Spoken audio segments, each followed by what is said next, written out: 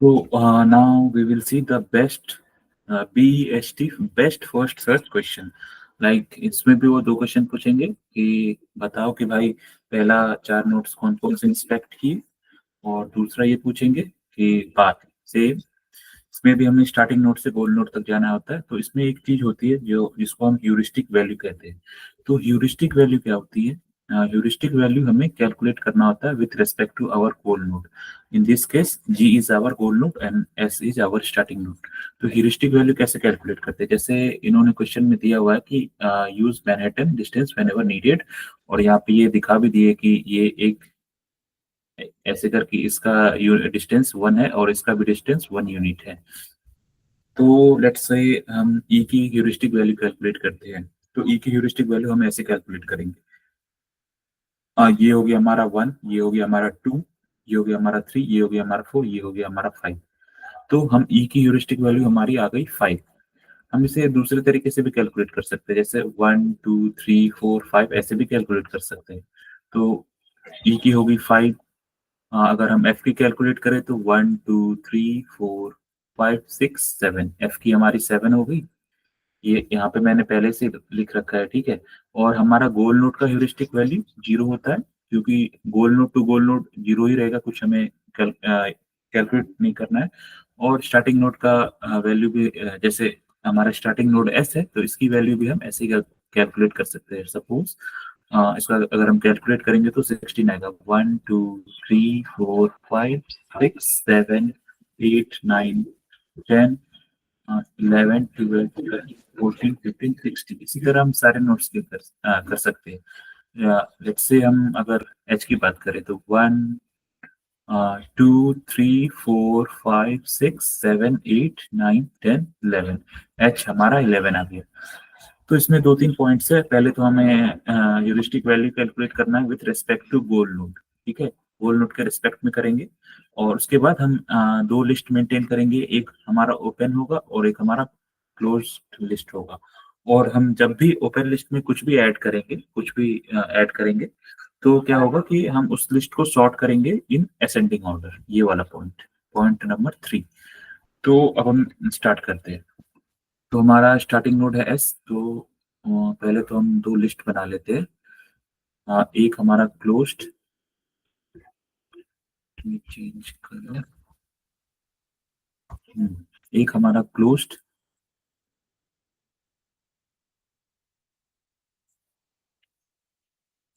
और एक हमारा ओपन।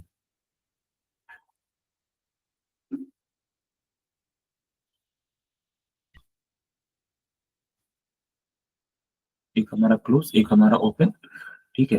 तो अब हम देखते हैं कैसे करेंगे इसमें।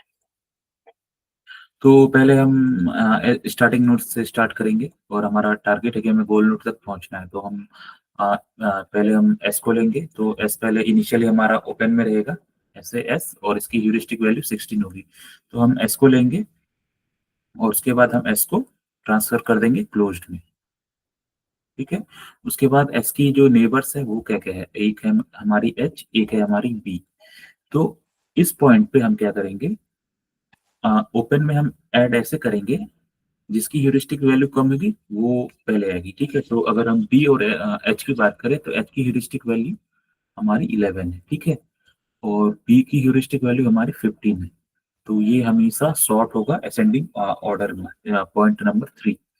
तो इन दोनों में से हम किसको लेंगे? सॉरी, यहाँ 15 होगा। इन दोनों में से हम एच को लेंगे, तो इसके बाद हमारा एच आएगा। अब हम क्या करेंगे, यहाँ से एच को हटा देंगे, और एच को हम क्लोज्ड में डाल देंगे।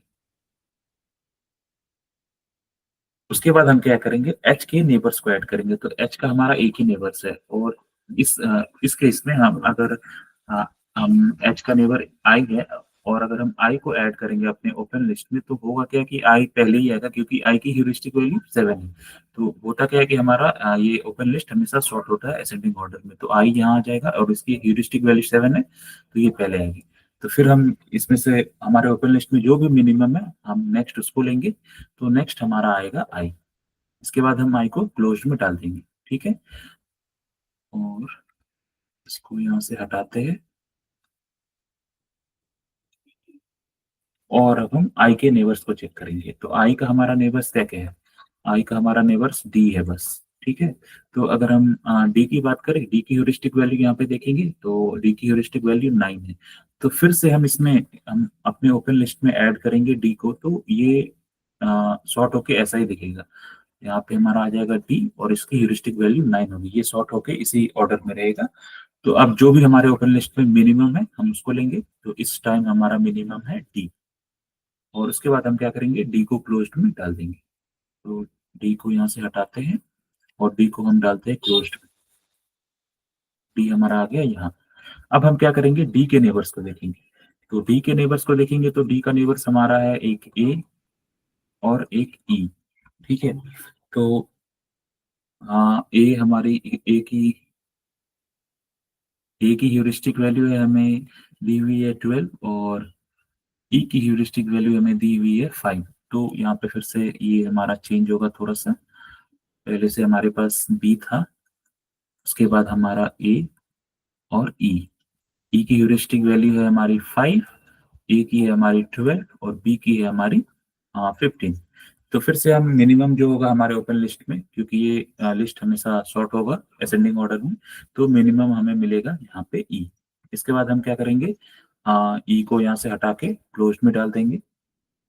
तो अगर ई को हटा के क्लोज में डालते हैं तो यहाँ आ जाएगा हमारा ई। ठीक है, और उसके बाद ई के बाद हम यहाँ ई के नेबर्स को ऐड करेंगे इसमें। तो ई के नेबर्स की बात करें तो ई के नेबर्स में अगर हम देखें तो ई के नेबर्स में हमारा एफ है और जी है। ठीक है, तो एफ का हमारा ह्यूरिस्टिक वैल्यू क्या है, एफ का हमारा ह्यूरिस्टिक वैल्यू 7 है और जी जी हमारा गोल नोड है, तो जी का हमारा ह्यूरिस्टिक वैल्यू 0 है।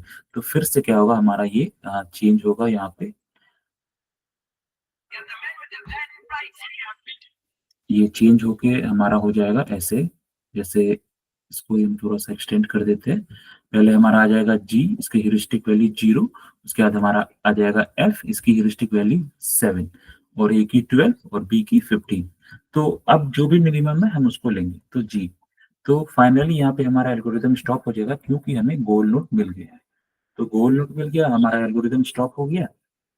उसके बाद हमारा आंसर आ जाएगा, list the first 4 notes inspected bye best first search. तो फर्स्ट 4 नोट्स हमारा हो जाएगा SHID, और अगर वो हमसे पाथ पूछेंगे तो ये पूरा हमारा पाथ हो जाएगा SHIDEG। बस हमें इसमें ह्यूरिस्टिक वैल्यू पहले कैलकुलेट करना है और हमें एक ओपन और क्लोज लिस्ट बनाना है। और हम जब भी ओपन लिस्ट में कुछ ऐड करेंगे तो वो हमारा असेंडिंग ऑर्डर में सॉर्ट होगा।